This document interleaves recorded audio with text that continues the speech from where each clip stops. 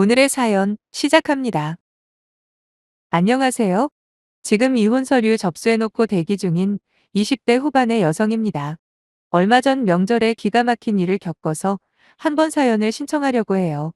결혼한 지는 6개월 조금 안 되고요.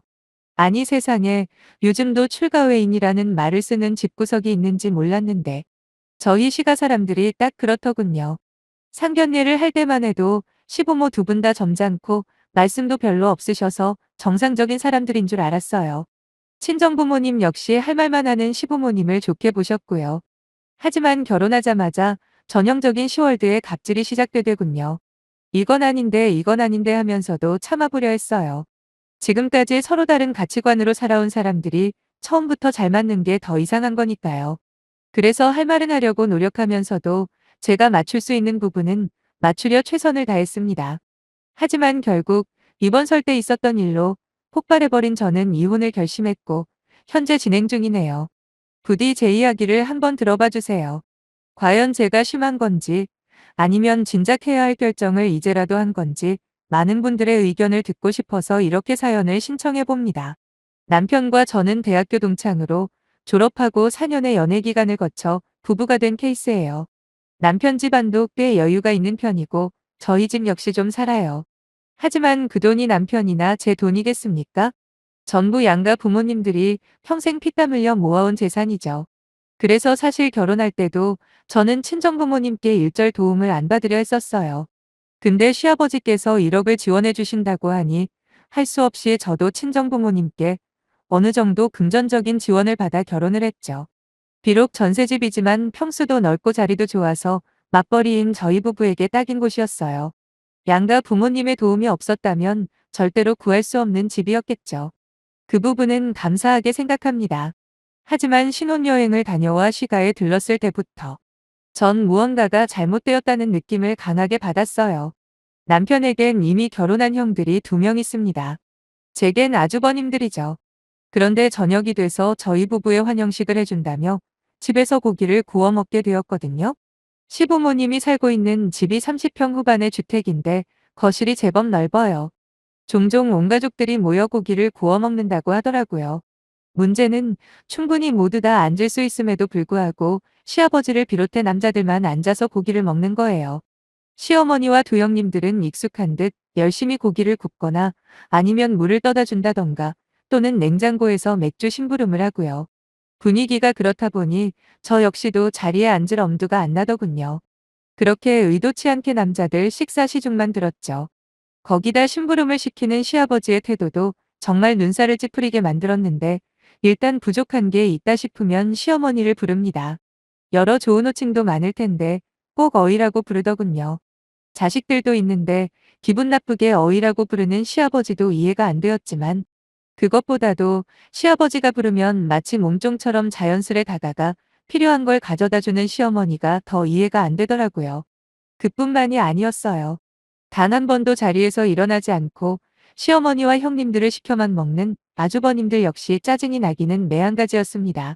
그나마 제 눈치를 봤는지 남편은 자기가 알아서 물을 떠먹으려고 자리에서 일어나 부엌으로 향하는데 갑자기 시아버지가 호통을 치셨어요.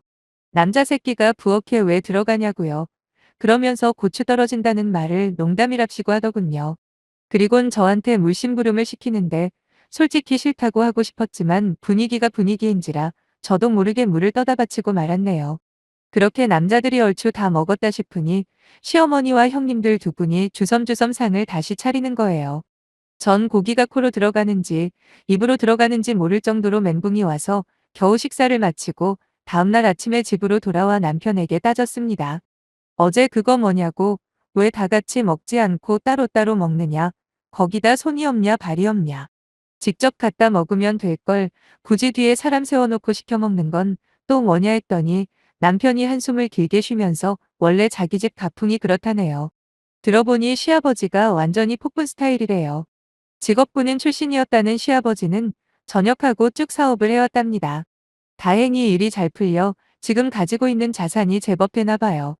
살고 있는 집과 사업체에 관련된 대출까지 계산하면 세 형제에게 각각 돌아가는 상속분이 2억 조금 넘는다고 하면서 괜히 아버지 심기를 거슬러 봤자 괜히 상속만 못 받을 수 있다는 겁니다. 그러면서 저한테 불만이 있는 건 알겠지만 좀 참으라고 하더라고요. 진짜 어이가 없었죠. 언제 받을지도 모르는 2억이라는 돈 때문에 앞으로도 계속 몸쪽 노릇을 해달라는 남편의 말이 여러분들은 이해가 되시나요? 그래요. 물론 2억이라는 돈이 누군가에겐 엄청나게 큰 액수일 수 있다는 거 인정해요. 하지만 저는 아니거든요. 솔직히 제가 믿을 구석이 없는 가난한 집 딸이라고 해도 지난번처럼 그렇게 살라고 하면 싫다고 했을 텐데 저희 집도 좀 산다고 말씀드렸잖아요. 그러니 더더욱 유산 하나만 보고 시가에 갈 때마다 남자들 종노릇하는 게 마음에서 허락을 할 리가 없지 않겠어요? 솔직히 이때까지만 해도 남편이 하도 자기 집 부자라고 자랑을 해서 친정이랑 비슷한 줄로만 알았는데 구체적인 재산 보유 상황을 들어보니 차이가 제법 많이 나더군요. 저희 아빠는 대기업 임원이십니다. 연봉도 세지만 그보다 엄마가 재테크의 귀재시죠. 아빠가 벌어오는 돈을 여기저기 포트폴리오식으로 분산 투자를 하시는데 거의 전문가 수준이세요. 언제나 꾸준히 수익을 얻으시거든요.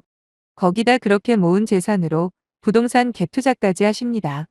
중간중간 손해를 본 기간도 있지만 대부분 돈을 버시는 경우가 많아요. 제가 알기로는 현재 투자금으로 굴리시는 것만 3억이고 15억짜리 상가가 딸린 건물도 있으니 외동인 제가 받을 상속과 남편이 받을 상속 금액 자체가 다르죠. 그런데 남편은 그런 저한테 2억 유산 하나 보고 평생 노예짓을 해달라고 요구를 하는 거예요. 전 바로 싫다고 했습니다. 그랬더니 남편은 저보고 배가 불렀다며 눈 딱 감고 명절이나 행사 있는 날만 가서 해달라는 대로 해주면 2억이 생길 텐데 제정신이냐 하대요. 거기다 아버지 눈밖에 나면 결혼할 때 지원해준 돈 1억도 다시 돌려달라고 할지도 모른다며 제발 합리적으로 생각을 하라고 열심히도 저를 설득하는 거예요. 가스라이팅이라는 게 참 무서운 게 며칠 동안 남편의 이야기를 계속 듣다 보니 정말 내가 돈의 가치를 우습게 보는 건가 싶은 생각이 들더라고요. 거기다가 저만 그러는 것도 아니고 시어머니나 형님들도 똑같이 하는데 내가 뭐라고 혼자 유별나게 튈 필요가 있을까 싶은 겁니다. 그래서 결국 최대한 참아보겠다고 했어요. 남편은 얼굴이 환해지며 고맙다고 하더라고요. 하지만 최대한 시가에 가는 건 무슨 핑계를 대서라도 피할 거라고 했고 실제로 한 번씩 가족들 모인다고 하면 일 핑계로 몇 번 빠지기도 했네요. 당연히 어쩔 수 없이 시가에 갔을 때는 남자들 식사 시중 들었고요. 그나마 막내 며느리라고 많이 시키지는 않아서 감사해야 할까요? 하지만 시대를 역행하고 있는 그 꼬락서니를 보고 있자면 우라가 치미는 건 어쩔 수 없더라고요. 겨우 꾹꾹 눌러 참고 있는 와중에 지난번 설날이 다가왔고 저희는 추석 전날부터 불려갔네요.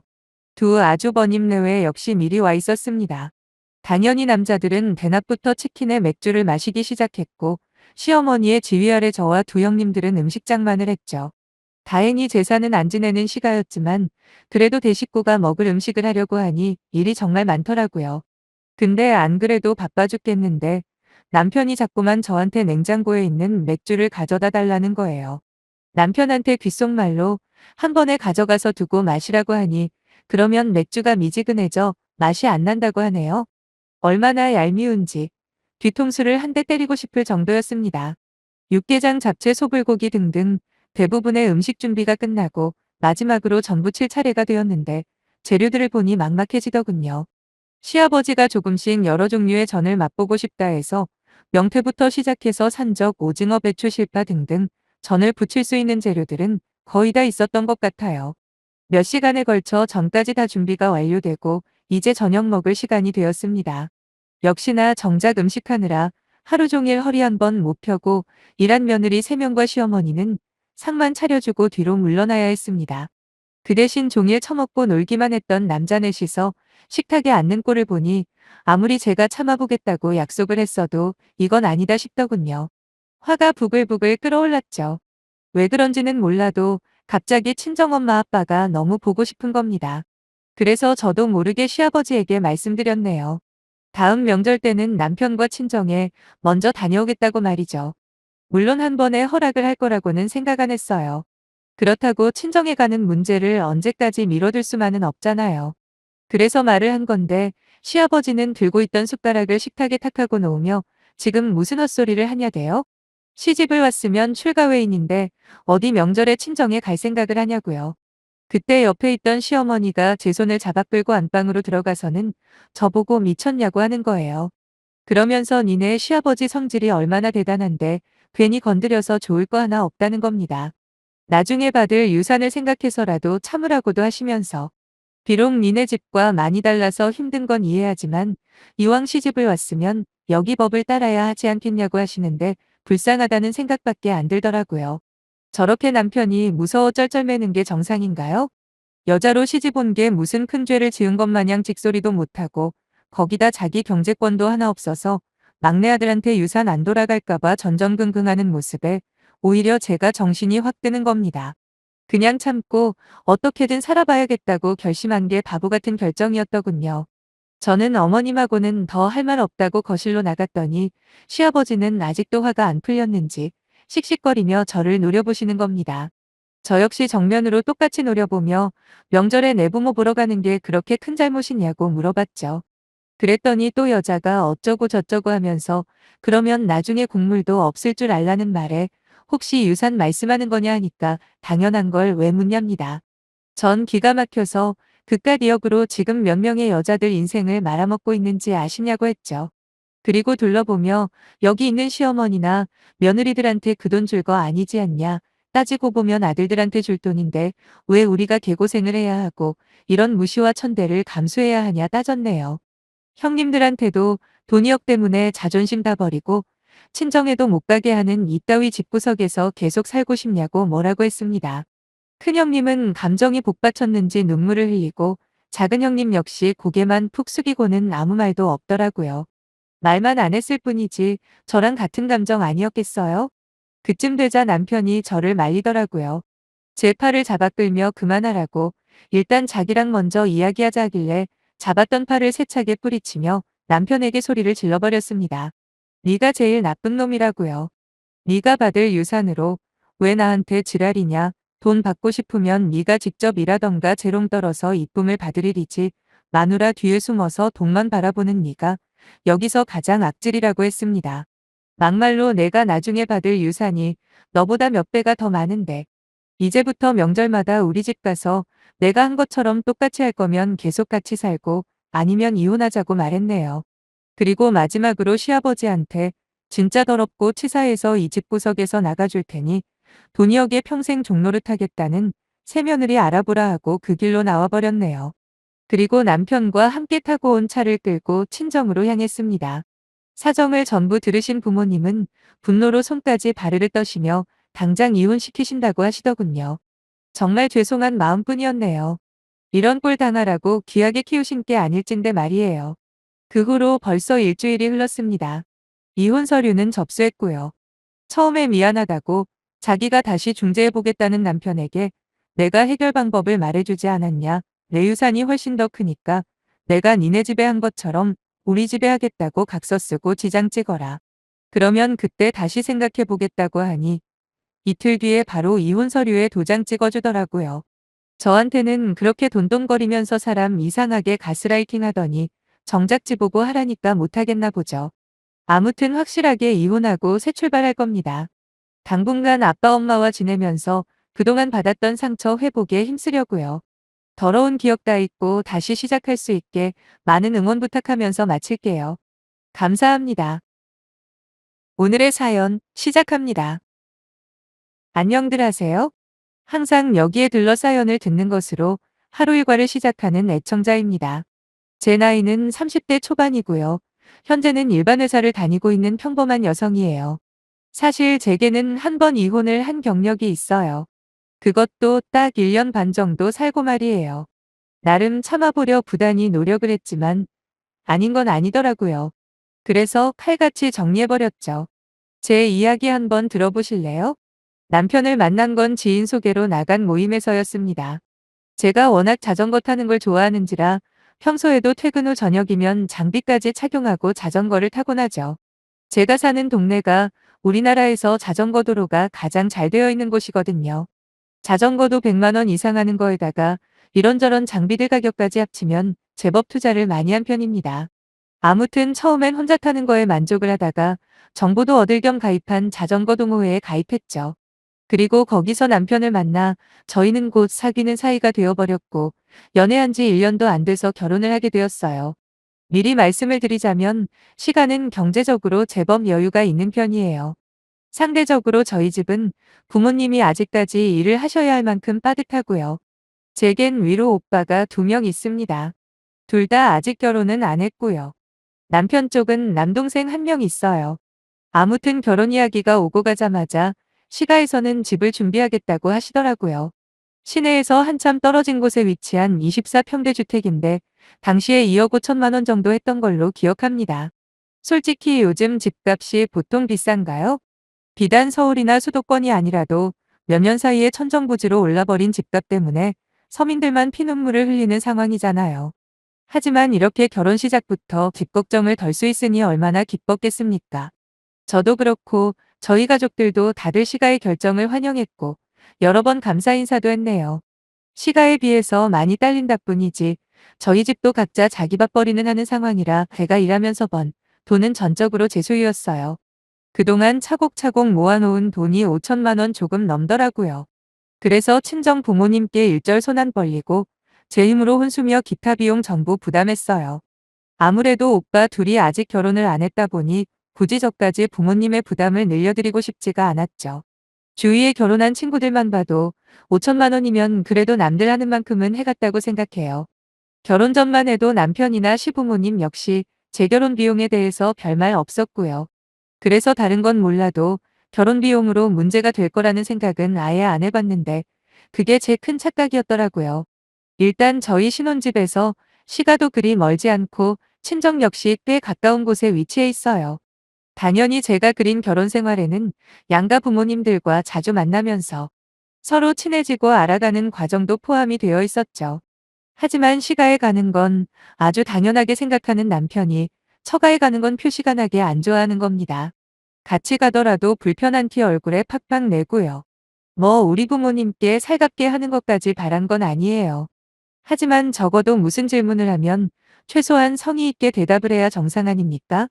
거기다 장인 장모가 사위 어려워하는 것도 어찌 보면 당연한 일이지만 사위 역시 장인 장모를 어려워하지 않나요?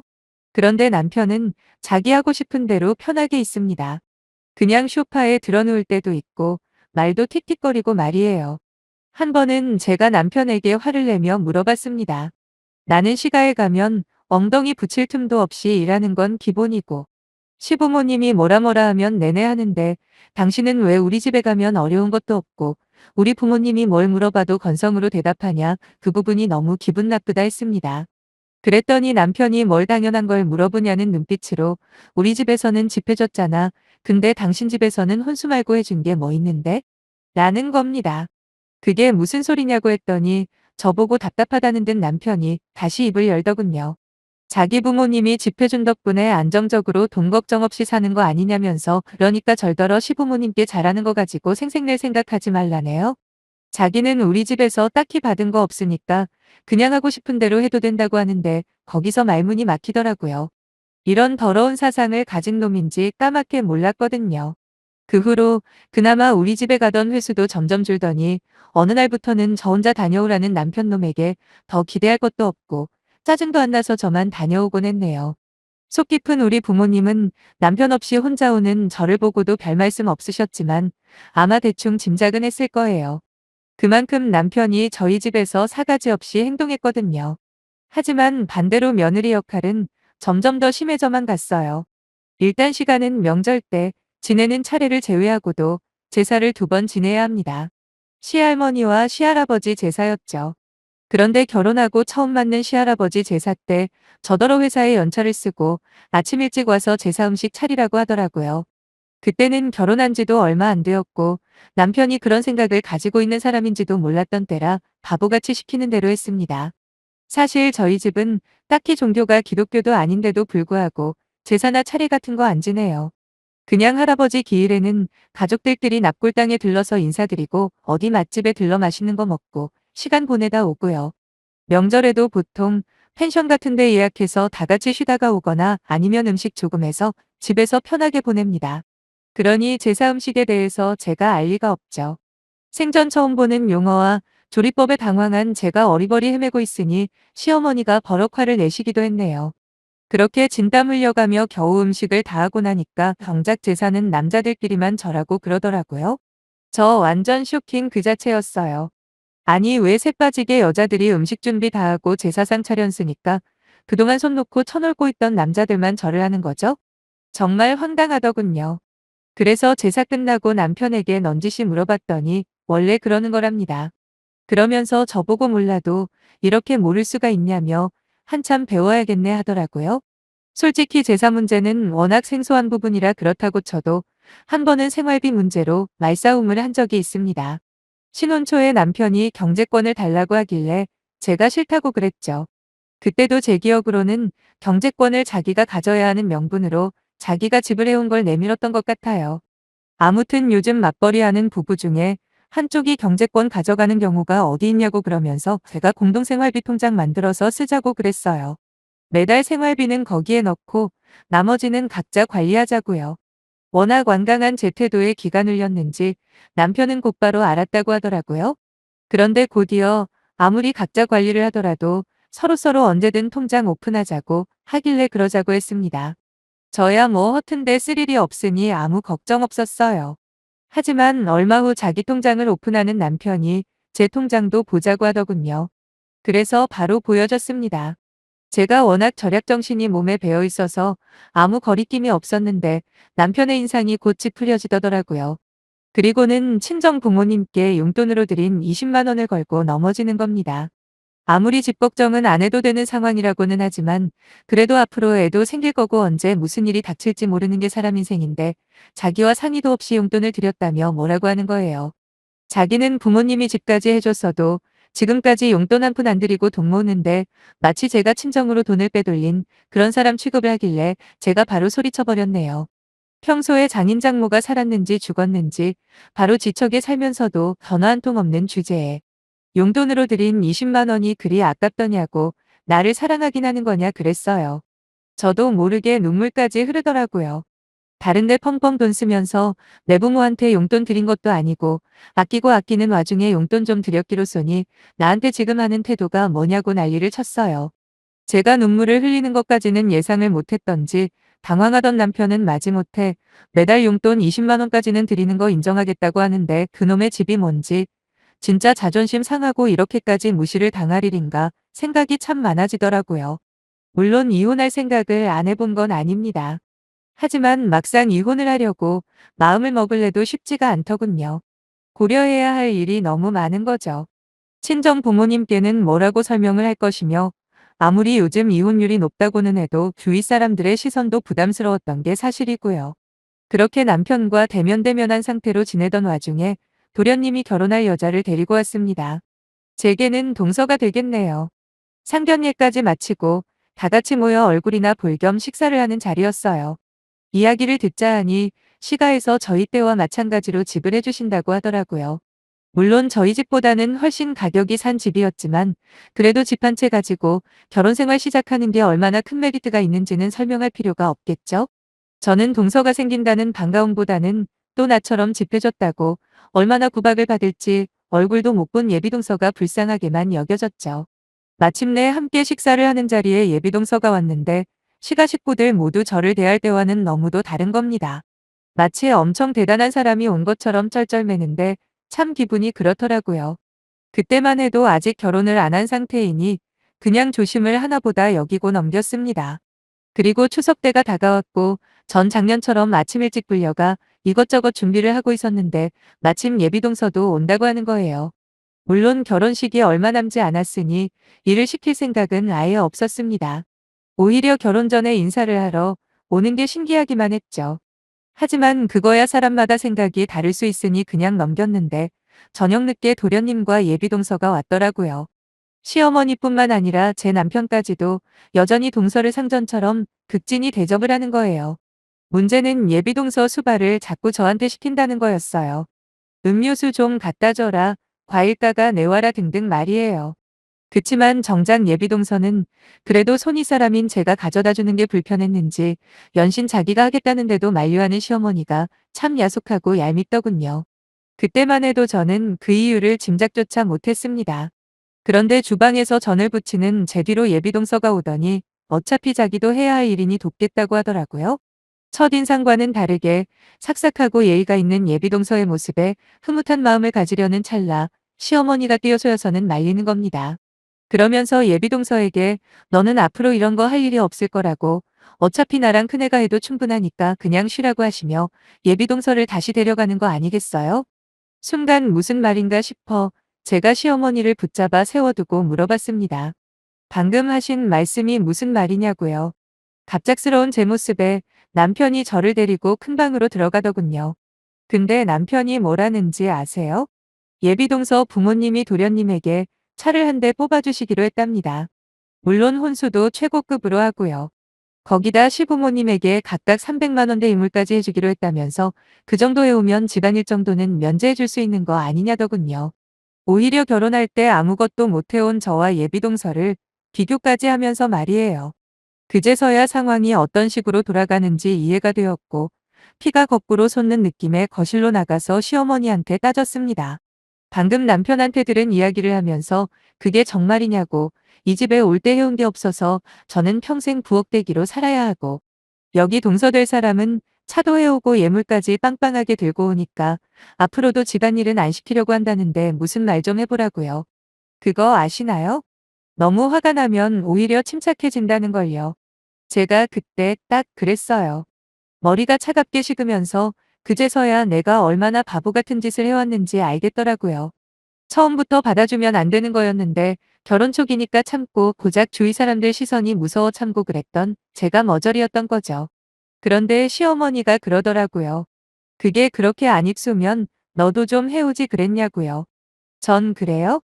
알겠습니다. 라고 하곤 곧장 부엌으로 들어갔어요. 찬장에서 굵은 소금통을 꺼내서는 제가 직접 준비한 음식들에다 모조리 부어버렸죠. 뒤에서 그 모습을 본 시어머니가 상욕을 하며 난리를 쳤지만 어차피 제가 한 거니까 상관없다고 생각했어요. 남편이 제 손을 잡길래 이거 놓으라고 잘난 집 하나 해주고 평생 생색내면서 마누라 종살이 시킬 생각에 행복했냐 그랬어요. 당신 같은 인간들은 조상님한테 차례 지낼 자격도 없으니까 내가 한 음식은 내가 알아서 처리할 거라고 하면서 남은 소금 다 뿌려버리고 뛰쳐나와 택시 타고 바로 친정으로 갔습니다. 아니나 다를까 남편한테서 계속 전화가 오길래 받았죠. 그랬더니 당장 와서 사과하라고 하는 겁니다. 저는 머리가 있으면 생각 좀 하라고 했어요. 내가 다시 사과할 생각이었으면 그 정도까지 했겠냐고요. 어차피 너랑 나랑은 이제 끝이라는 생각으로 그리 한 거다. 그러니 이혼 서류나 잘 받으라고 소리치고 전화 꺼버렸네요. 친정에 가자마자 부모님이 낌새를 채시고 물어보시길래 대충 말씀드리고 이혼하겠다 했습니다. 오빠들은 당장 쳐들어가서 다 죽여버리겠다 난리도 아니었지만 그래봐야 우리만 손해다 하고 말렸고요. 그렇게 남편과는 이혼을 했네요. 결혼할 때 들어간 비용 그대로 돌려받는 걸로 합의하고 완전히 남남이 되었는데 나중에 들어보니 시가인간들의 실체를 알게 된 예비동서 역시 도련님하고 파혼을 했다고 하더라고요. 저처럼 늦게 탈출하는 멍청이와는 다르더군요. 예비동서처럼 아니다 싶으면 바로 끊어내는 게 훨씬 현명할 텐데 저는 그동안 왜 그렇게 바보짓만 해온 건지 후회밖에 안 드네요. 현재는 다니던 회사 그만두고 창업을 준비하고 있어요. 커피숍을 오픈하는 게 오랜 소망이었거든요. 시기한 건 이혼했다고 주위 사람들이 다 알아볼 것 같죠? 근데 아니더라고요. 생각보다 사람들은 타인의 인생에 관심이 없다는 걸 이번 기회에 확실히 알았네요. 부디 주위 시선이 두려워 이혼을 망설이는 분들이 있다면 절대 현실은 그렇지 않다는 걸 알려드리고 싶어요. 이왕 이혼하고 다시 혼자 된 이상 모두 부러워할 만큼 잘 살아보겠습니다. 화이팅!